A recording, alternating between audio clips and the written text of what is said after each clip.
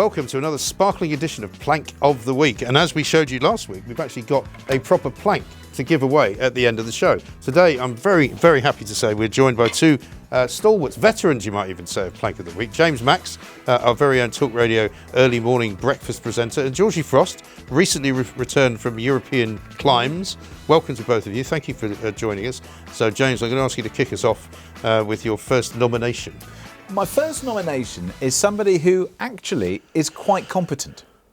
And I'm sort of feeding to the obvious here because people will say it's because of your politics that you're choosing him. But I want to choose Keir Stammer. Good man. The difficulty that I have with him, though, is that he's Captain Hindsight. He is.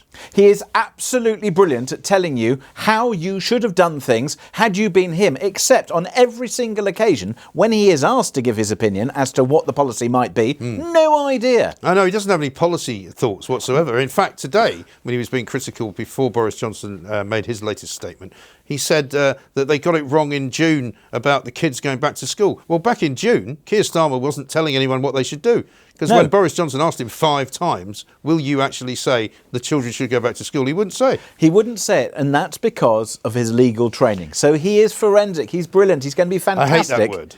Forensic. People call him forensic like it's a good thing. He's not forensic. He's just dull and boring. OK, well, I think he's forensic in the way that he examines, and he's examining and holding the government to account in the way that the leader of the opposition should. Thank goodness for that. Well done him. But so why is he a plank then? So he's a plank for 2 reasons. One, because it's Captain Hindsight and I'm getting sick of it. I want some policies. Either get some policies or shut up. Right. The second thing, which is really irritating me, is couldn't you do better than under new leadership? I mean, really? And under new management as well was even worse, wasn't it? That was even worse. I mean, both of them are dull. Yeah. Also, he was under the management of the last management. Well, so quite. It's a bit kind of discourteous, I would say. Well, it is rather. And misleading to make out that he had nothing to do with Jeremy Corbyn. So I would say either lead or get off the box. Right. Well, he also admitted this week that he was vegetarian, but he still misses a bacon sandwich, which I thought was quite plankish as well. I mean, there's nothing wrong with being a vegetarian, but, you know, why would you say, but I miss a chicken curry? Because he's always trying to please everyone. That's his problem. Well, either do it or don't do it. And do it for the reasons. Don't do it because of pressure from other people. Do it because you want to do it. Yes, indeed. There we go. Then everybody agrees.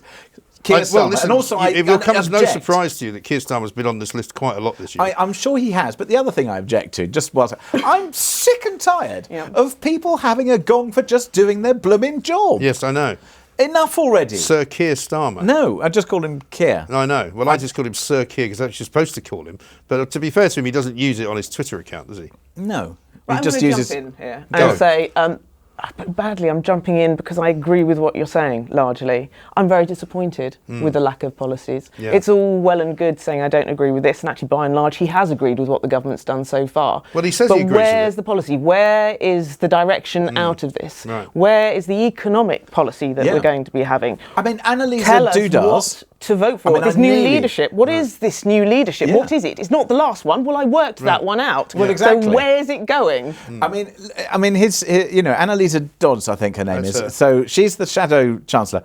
She's not great, is she? No, the problem is she's really not great. The problem is that she doesn't have a grasp of her subject. No. And that is going to be a real issue because the credibility factor, when it comes to policy, so first of all, you've got to come up with policies, and secondly, you've got to have the credibility to be able to then crunch the numbers. I'm not saying that the current lot, by the way, are doing a particularly good job. Yeah, but Rishi Sunak's a pretty good chancellor, isn't he? He's smart. I mean, she's got no chance against him. No, she will have no look in whatsoever.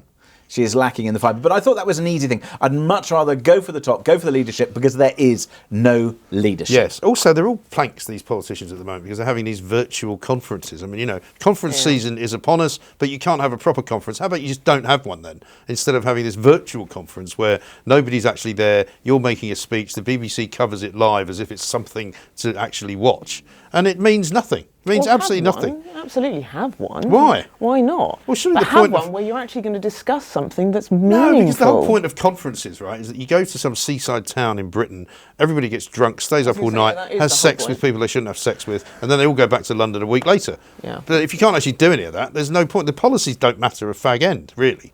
You know, people remember conferences for many other I've reasons. never been to a political conference. Have you not? Really? No. That surprises me. Mike No. just summed it up absolutely Well, beautifully. that's exactly what Have happens. you both been? I found myself by accident in a Conservative Party conference once. And did you have some unfortunate accidents?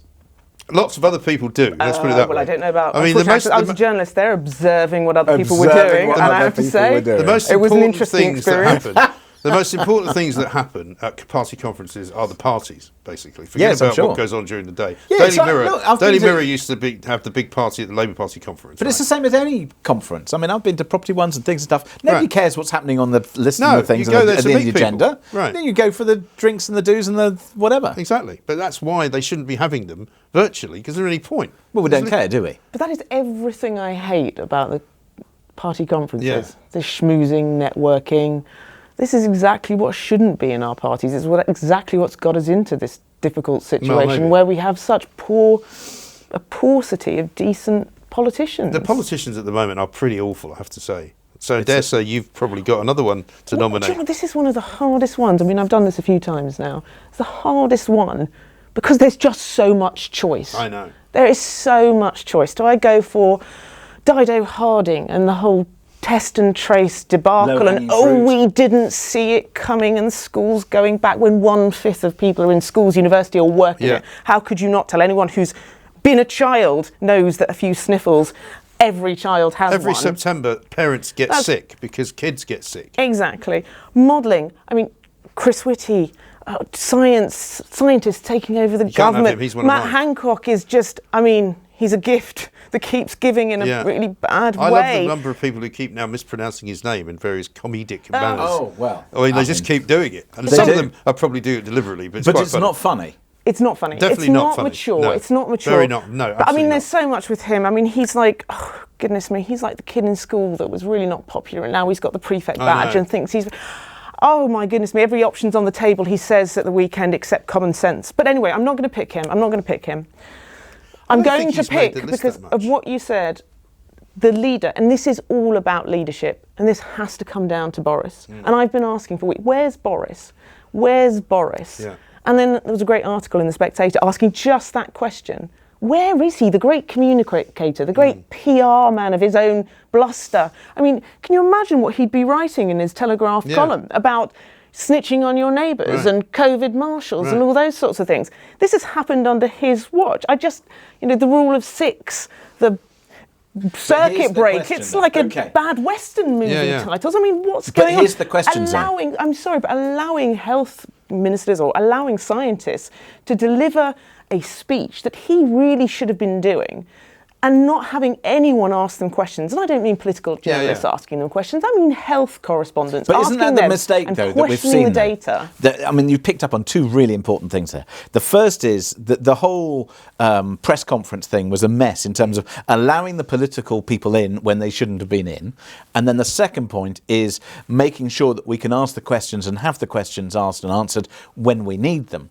But then the other question I have to ask you is, if you are going to choose, and you have to choose between one or other of these people, are you going to choose, despite the fact that Plank is there, are you going to choose Boris Johnson to be the Prime Minister or Keir Starmer to be the Prime Minister? Because that is the choice that you have. So if you pick the one that you've picked, then the other one is going to be the Prime Minister. Except So for the fact that on Plank of the Week, they could both be planks.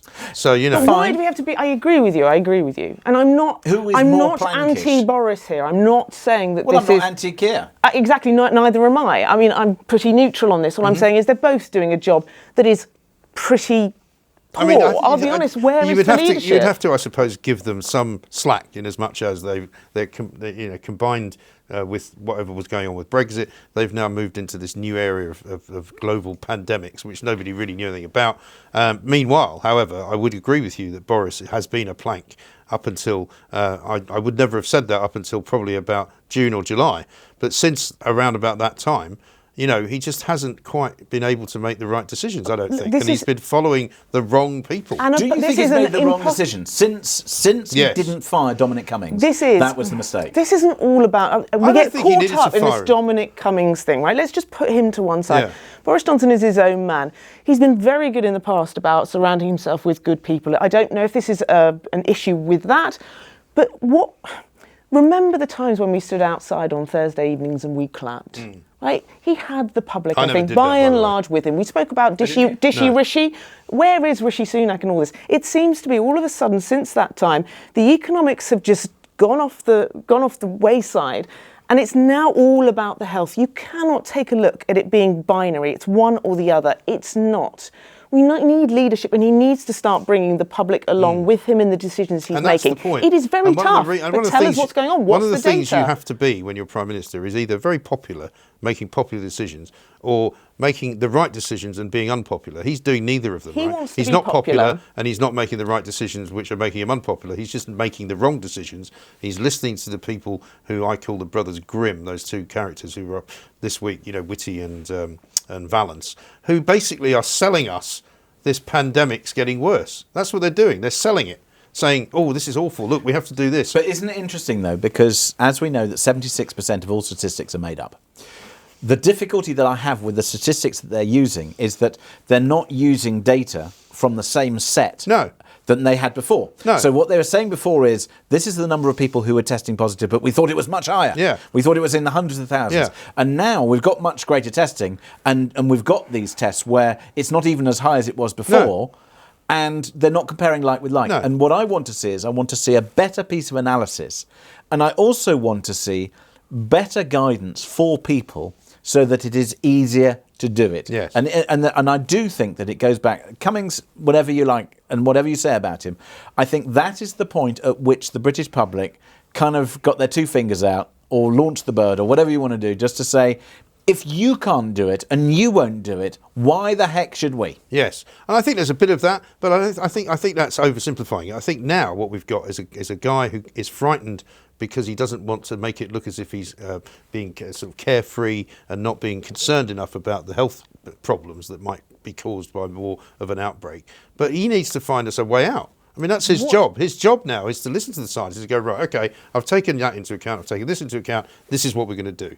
And all he did today was say, right, everybody has to get out of the pub by 10 o'clock. And you're kind of going, well, what does that mean? Based on what? Exactly. Based on what? Look, I don't mind, implement these measures. Rule of 6, 10 o'clock.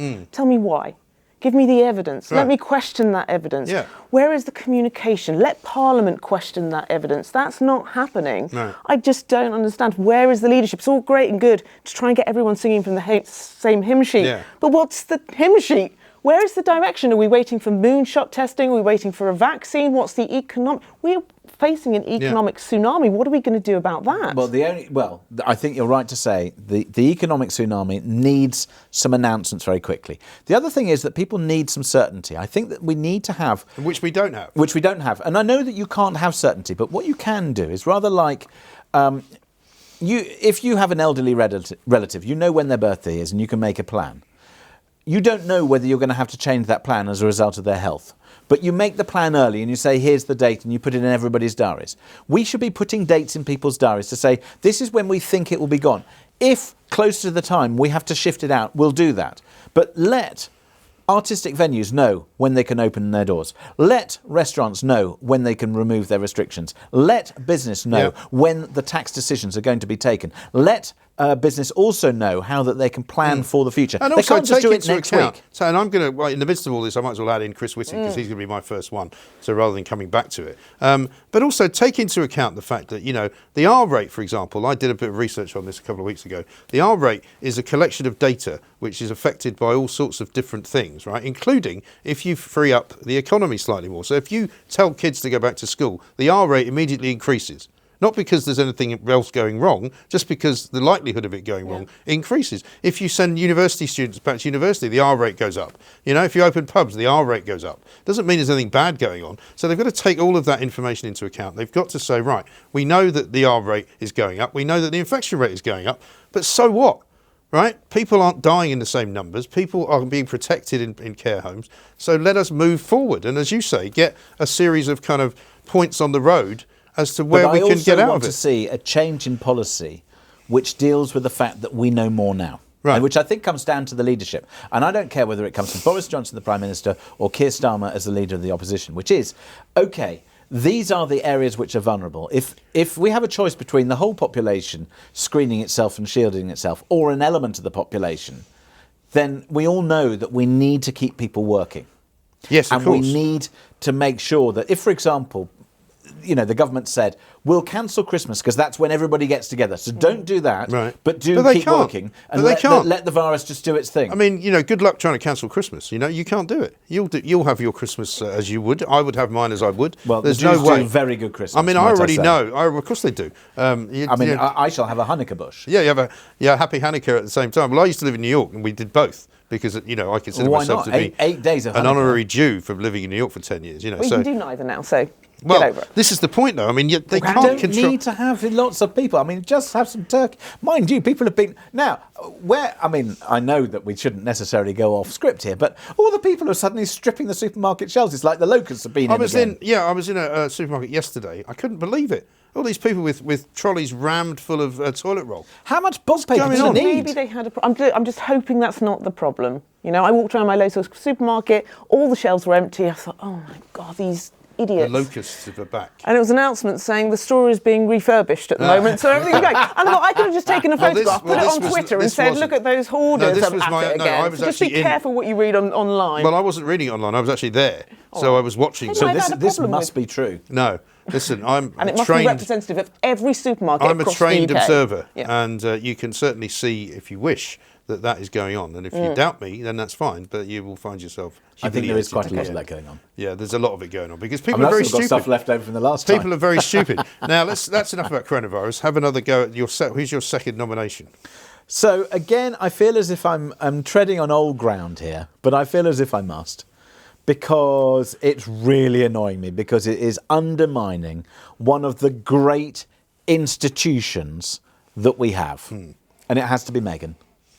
And it has to be Meghan because she just can't help herself. No. It is tragic and it is sad, but here is somebody who has used their power and their privilege to, I don't know, get whatever fantasy they had in their dreams, and they catch their man and da-da-da, then they get a whiff of whatever it is that they're actually marrying into. They didn't listen to the people who gave probably advice along the way and said, look, this is how it's going to be. Right. It's not going to be great all the time because there are certain things that you have to do, and da-da-da, la-la-la, no, I want to be a princess. And then she was a princess. Do you not think she might have been a princess all her life? Do you think she's always been like I this? think she's been a different kind of princess, Yeah. yes. Anyway, so, when the What Meghan Wants, Meghan Gets thing came out, it was hilarious. Anyway, the fact that she has the ability, and I know well done Netflix, but she can go and spend 1.8 million quid and or more on a court case where I think she's doing more collateral than anything else. It just makes me wonder about not only her sanity, but also what damage is being done to the royal family, and indeed, how on earth that book that was written, how on earth some of the accuracy or discussion, which it seems being corroborated that certain things did happen and were said, you don't get that information unless somebody is passing it to you. Of course. And the fact that Omid Scobie, the author of said book, has now said, that there was no collaboration with Meghan. Oh, really? So who told you what she had to drink on her first date with Prince Harry when nobody else was actually there apart from her and Prince Harry?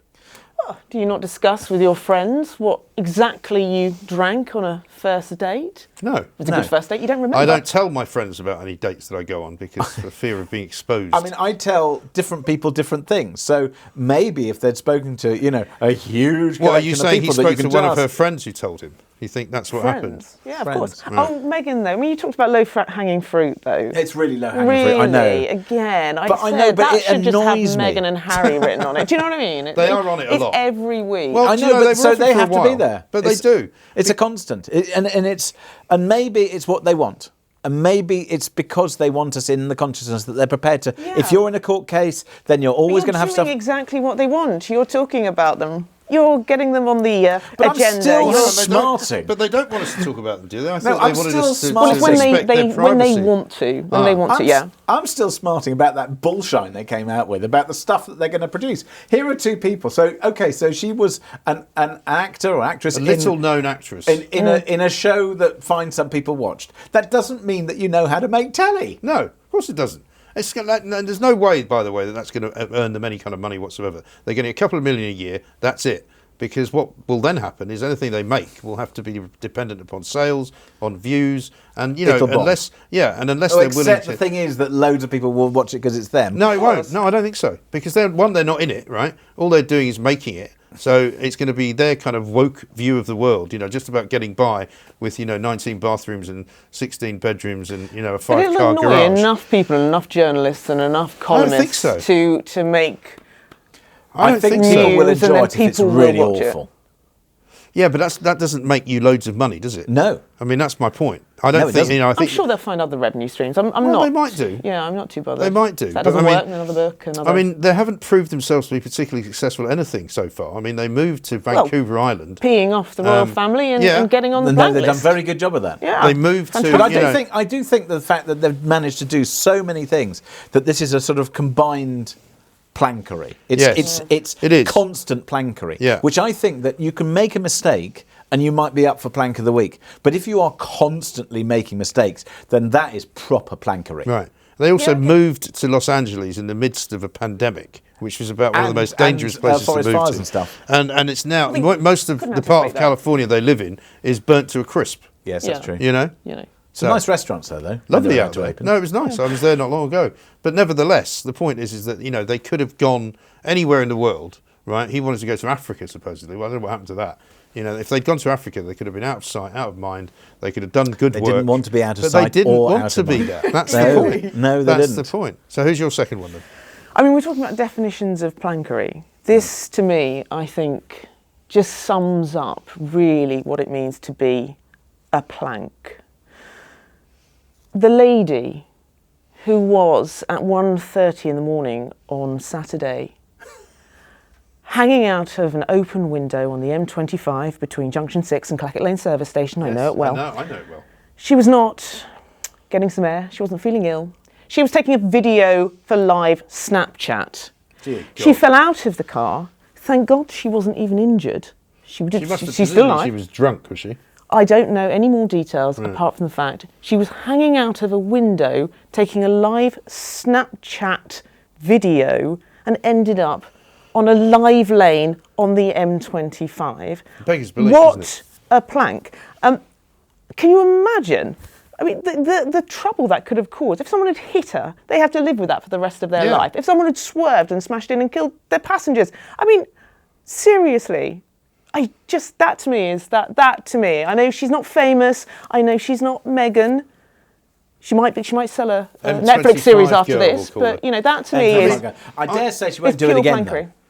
You see, I agree. You see, that's one-off plankery. Yeah, I think that's okay. That's allowed. No, it is. So this week she's a plank. Yeah, and this will be the only week maybe she ever makes the list, which is fine. Yeah. But I once said that I was worried that the world and the population of the world is sort of evolving backwards. I think it actually is. There are so many stupid people in the world now that you think, we've only got... So therefore there are inevitably going to be more stupid people. No, but we've only got so far, and now we've literally started to regress. I think we have. I think people are so obsessed now with social media. I mean, I remember being in New York not that long, it must have been last year, and I was walking down the street, I was somewhere down on the Lower East Side, and suddenly came upon this building which was obviously iconic in some way. I can't remember what it was, but there was all these people standing there taking selfies, literally like dozens of them. Well, they don't have any friends.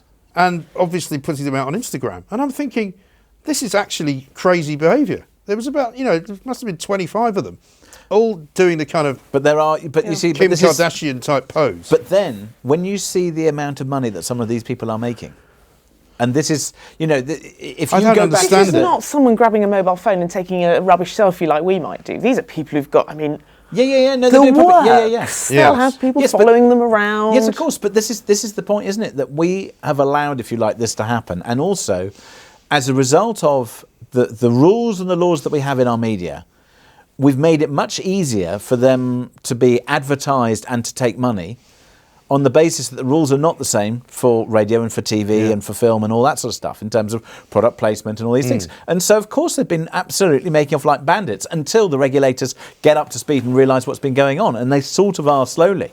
But we have made some very, very wealthy people, very young, and created a whole generation who has more mental health problems than probably the rest of history put together. Yeah.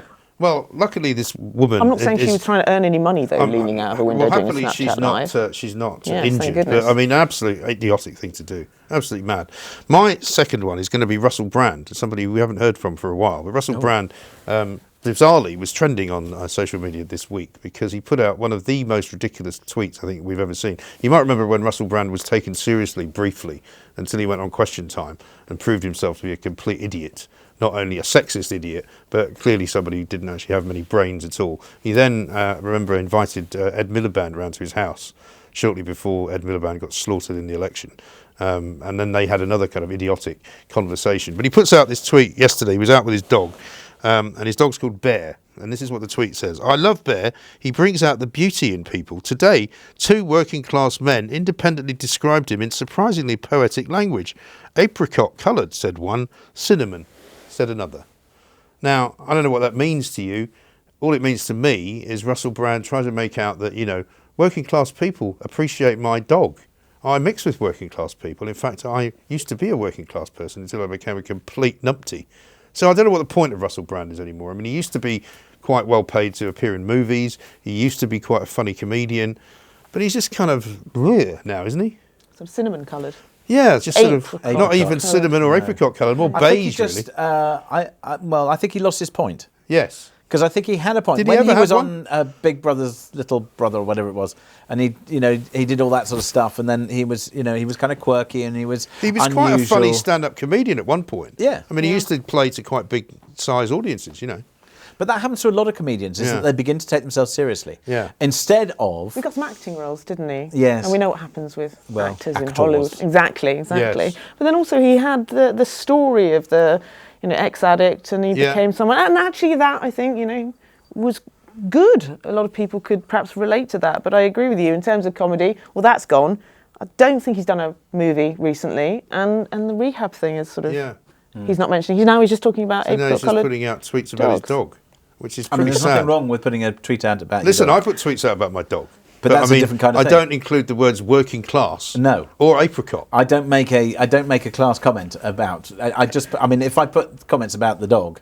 Because What are I you talking suppose about? The part of- working class or the apricot part? Or both together? Well, both together, Okay, really. both together. The thing that I suppose annoys me the most about it is that he's clearly put a lot of thought into it.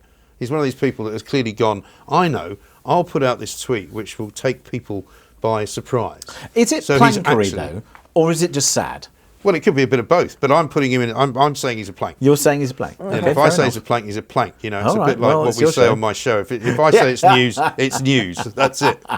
Who's your third one? My third one, I've gone for an institution because I think it's important. And no, it's not the British Broadcasting Corporation. They're all right this They've week. missed out this week. Normally they're on it. Yeah, well, I think they're under they're under new leadership. Yes, aren't we all? It might help. No, I want to go for the National Trust because the national woke has suddenly woken up and they've suddenly decided what we probably all knew. If you have any institution that was built up until probably the end of the First World War, perhaps even up to the Second World War, chances are it is going to have been funded in some way or other that through the prism of today's society we will not like. Yeah. And there's nothing wrong with looking at the history and working out how did these people make their money, why we might not do that in today's society, and what can we learn from it. If, however, you start stripping out stuff and taking things away and putting things down and having a sort of whole review, which then starts to sort of change, if you like, that history, trying to rewrite it, it's another cancellation policy, if you like. Yeah. To me, that is crazy. And it's crazy because I want to make sure that we as a society realise where we are today, which is we want to have an ability for anybody, regardless of their class or their colour or where they come from, whatever, to be able to make it in this world. We also have something called the National Trust, which was kind of a sort of product of previous taxation policies, which said we don't really want just, sort of massively wealthy families just be able to pass everything without some kind of taxation, so give it to the nation. So it's already in the nation's hands. Right. And it's making money and it's bringing history to life and it's doing all sorts of things. Stop with the woke nonsense, please. This is a national institution that we own, pretty much, as a nation. Let's just make sure that it stays out of politics. And it's also and preserving into history. things, isn't it? It's preserving buildings, it's preserving estates, it's preserving places of interest, which might otherwise go into private hands and which you'd never see. And I think also there is a danger when you over-commoditise and over sort of, glaze over these things. That and I've been to quite a few National Trust houses, and I'm sort of disappointed that they're not quite as shiny and as smart as once they were, and it is all rather geared towards let's have a lemonade stand and let's have a this and let's have a that, and it's all it's turned into some kind of theme park. It's I'm going to defend the National Trust here, Okay. as my card recently came through the post. Fine. I appreciate I appreciate what you're saying with this, where they're doing a review and they're taking a look at all of the houses and all of the gardens, and there are links to things like slavery and all those sorts of things. But as a historian, I don't see that that's a bad thing, that's what they're looking at. They're looking at history of houses, etc. In defence of their sort of shabby type houses, I think you're trying to explain there, that's because people aren't paying for their membership and going to visit those things. This national institution does in some way, if we want to protect these places and buildings, they are going to need to find a way to engage with the youth. Yeah, but if you go, I do not agree with all of the things that they're doing. I absolutely But I agree. think they've been poorly run over the last few years, and they've allowed themselves to become politicised, like many charities, instead of doing the job that they're meant to do. But they tried doing the job that they meant to do, and that wasn't bringing in the revenue in which we need to protect and renovate these places. Well, then that means that they're not doing their job properly because they're not making their case. Well, surely the whole point. I mean, I guess they'll be suffering at the moment as well because there's not many tourists in the country going to these places. But I mean, if you go, I've been in the National Trust, out of it. If you go, you pay. So I mean, I don't see why they can't get more people to go if they've got into. I mean, I used to go to Rudyard Kipling's house, which is sort of over towards Lewis somewhere. Well, that'd probably be banned. That's on the list, yeah. Can't remember the name, but that'll be no doubt the horror of horrors, because he came from India and he had all sorts of connections. Chartwell's on the list as well. Yes, it is. But I mean, it's a beautiful spot, and I took my kids there when they were quite young, and they were told off for running through the corridor. And I thought, well, I don't think Rudyard Kipling would mind children running through the corridor. He was quite fond of children, unlike you bloody people who are running this place like some kind of, concentration camp. I think they are a combination of stuck in the past, and I think they have allowed themselves to become too overly influenced. I like the stuck institution. in the past. It's the National Trust, for God's sake. But I'm sorry. Yeah, but the I organisation agree with doesn't you. need to be. This whole idea of cancelling the past as though it didn't exist, I think, is dangerous. It is ridiculous. It is ridiculous, but what's even more ridiculous and what's even more dangerous is when we believe that we have an institution that you cannot say anything against. So, for example, during the whole clapping and the la-la-la, you couldn't say a word against the NHS. And then what you realise is that people were clapping for the people on the front line that we appreciated. All the rest of the stuff, the institution itself, the way it's run, the way it's organised, the way it's wasteful, the way all that stuff, we couldn't possibly comment. And it's the same with the National Trust. I love the idea. I disapprove of the management of it, I disapprove of its unaccountability, and I disapprove of the fact that they have not modernised and adapted their offer to today in any other way than lowest common denominator, boring old crap. And it's about time that the old farts at the top realise that they've got to wake up, realise that they've got to... now, there's no question Well, about that. they've woken up. Yeah, definitely absolutely. woken up. But they need to wake up, not woken up. I'm sorry, woke is a load of old nonsense. Clear them out. Get rid of these stuff shirts. I think he feels who quite get these strongly about positions.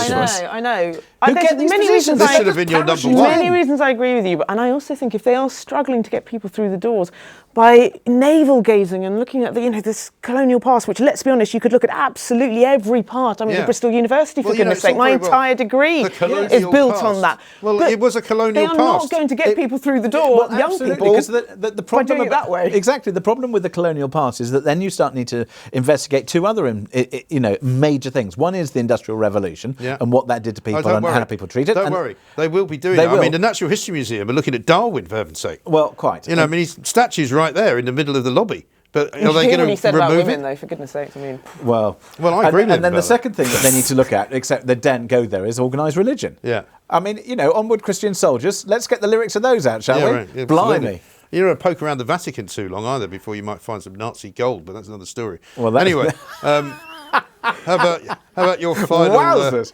Who knew that was possible? We've ended up there. How about your final nominee? goodness, it does run along with the theme of a kind of cancel culture, and I bristle when I think of cancel and culture going together like it's culture. Yes. And this is related to the good old tradition of protest songs.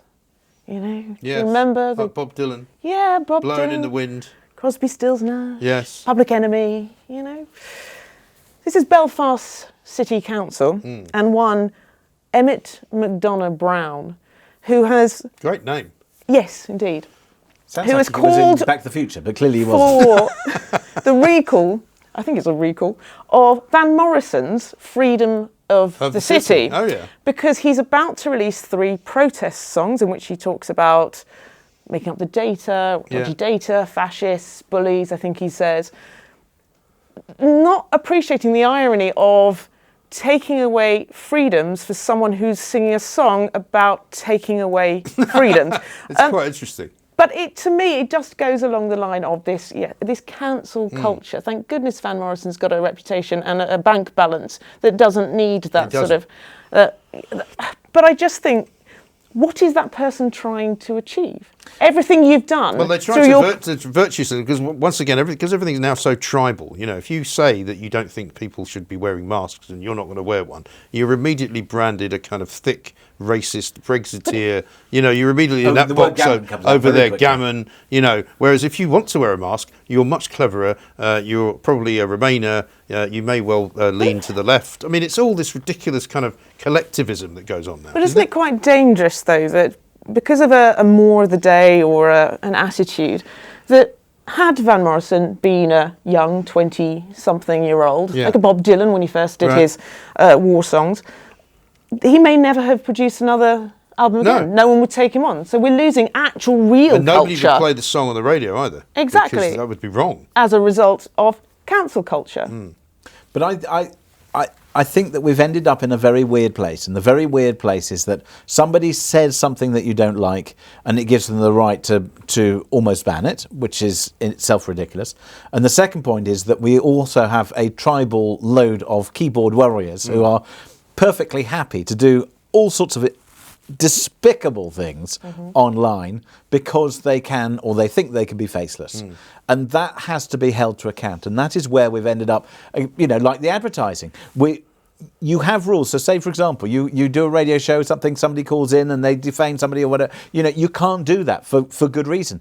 Online, we don't have the same rules. We don't have the same rules with advertising. We don't have the same rules with what you can say and what you can't say. And also people's justice. I want people to be able to say pretty much what they like, but you need to be held accountable for what you say and what you do. And that's what Freedom free of speech speech, is basically all about. Exactly. And You we know, don't have You that can at the say moment. what you want, but there may well be a consequence to what you say.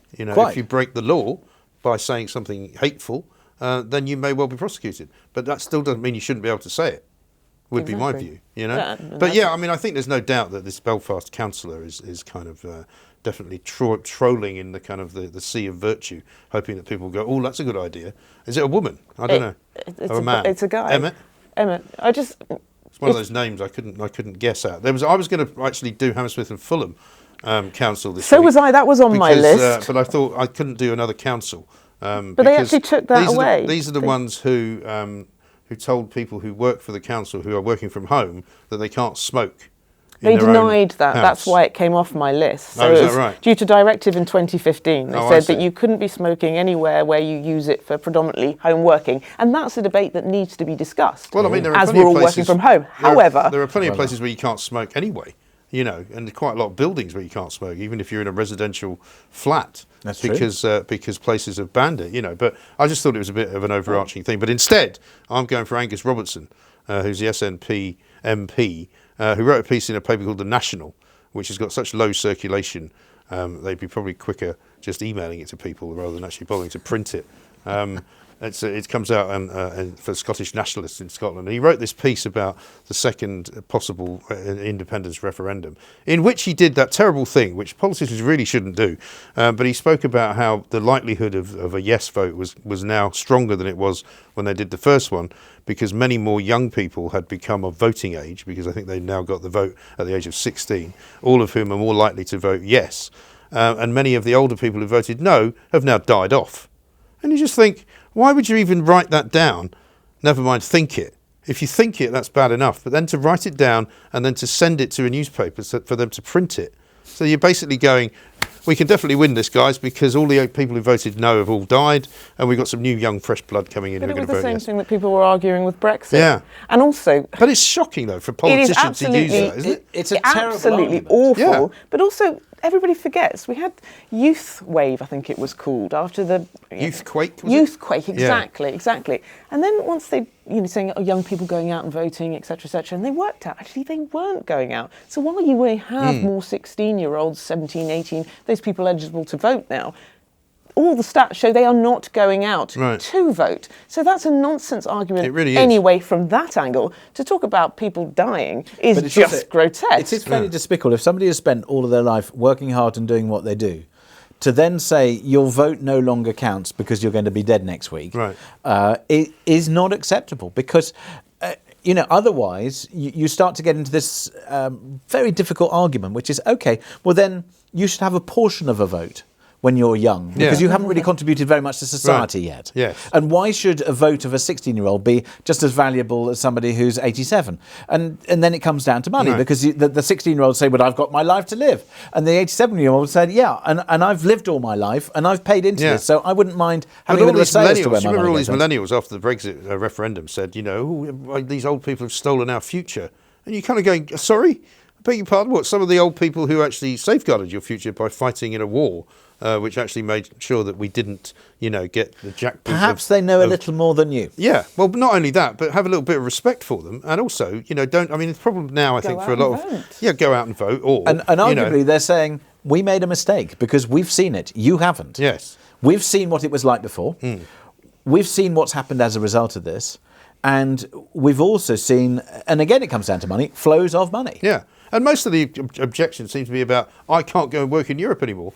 Which is wrong, because if you really want to go and work, you go and work in Europe. They will be very happy to have people who speak the language or have skills. Because they won't actually bother to learn a second language in order to go and work in Germany, or Spanish to go and work in Spain. But they want to have the right to do it, even though they don't know what they would do with that right. It's absolutely ridiculous. So Angus Robertson is my final one. So now we have to get them down to one per person, right? So would you like to pick your favourite one of James's? So James, remind us of your three. So my three were Keir Starmer, Meghan, or the National Trust. I'm going to offer it to Sir Keir in the hope that he's watching this and delivers some policies soon. So Sir Keir, to avoid being on the plank list in the future, I nominate you this time round as a warning. Is that fair? Is that fair? It's your choice. Yeah, apologies. Well, it puts him in the final three, which is good. So you picked my three: Russell Brand, Angus Robertson, Chris Whitty. So I think we'd just do the Brand. Okay. Russell Brand won't be in there again probably for a while because he doesn't really do very much. It's different, and I think he and people like him, because I think it's not just about him; it's about all the comedians who suddenly cross the Rubicon into thinking that people actually care what they think. Yeah. It's true. It's rather like Nish Kumar. Yeah. Nobody cares what you think. If you make me laugh, well done, you've done your job. Right. If you don't make me laugh, or if you're just political, go and be a politician. Yeah. I don't care for you. Yes. I agree with that. So I think it's Russell Brand standing for all those people who have crossed the Rubicon. You are the plank. So Russell Brand and Keir Starmer versus your... I'm never writing apricot in a tweet again, for God's sakes. Okay. Your final three were? Mine were Lady Snapchat. Oh, yes. Oh, yes. Boris Johnson. And Belfast City Council. It's hard not to put Boris in, isn't it? I mean, it has to be Boris, really, doesn't it? Well, it's your show. It's impossible not to put Boris in there. I think. I think it has to be Boris. So that means we've got Boris, Russell Brand, and Sir Keir Starmer. Who has disappointed you the most this week? My expectations of Sir Keir were and pretty... the new leadership. Okay, look, it's bland. But the trouble and that's the thing, him to me is as bland as that. Disappointing. Boris has disappointed me I have hugely. no expectations from Keir Starmer at all. I don't expect anything from him because I know he's useless. I don't share James's view that he's a good politician. Chris Whitty was on your list Yeah. because he was enabled to face the public when Boris should have delivered that and not have questions but Boris over the gave data. him that position. It's not his fault. All of the decisions come down to leadership. I would like to see, as James says, Boris succeed in what he does, despite the fact that he's not doing a great job at the moment. So I would encourage him by making him plank number 2 and making Keir plank number 1. That would be my view. Sort of reverse psychology of what I said. Okay. Yeah. I would like him to do better. And then Russell Brand comes in a close third. I've never won. It's not about you. I know. You see? This is interesting. There are certain people who think that their nominee must win in order for them to have had a good day. No, that's not true. I'm back. I've never won in the past. You know you've never won, though. I didn't know that. Sorry, when you say that, I'm just thinking. Because you've had a million guests. don't Why keep would records. Why would you even know who I've mentioned? But in I the don't past? care if my nominee wins or not, is what I'm saying. No, I don't. Yeah. I'm massively bothered. No, I don't care. You've won. That's because you're being magnanimous now. Did last in time, victory. So, here we go. Winner. The winner of Plank of the Week this week, Sir Keir Stammer. Lose the Sir as well, by the way. Yes. We'll see you next week. Thanks very much to James Max and Georgie Frost. See you soon.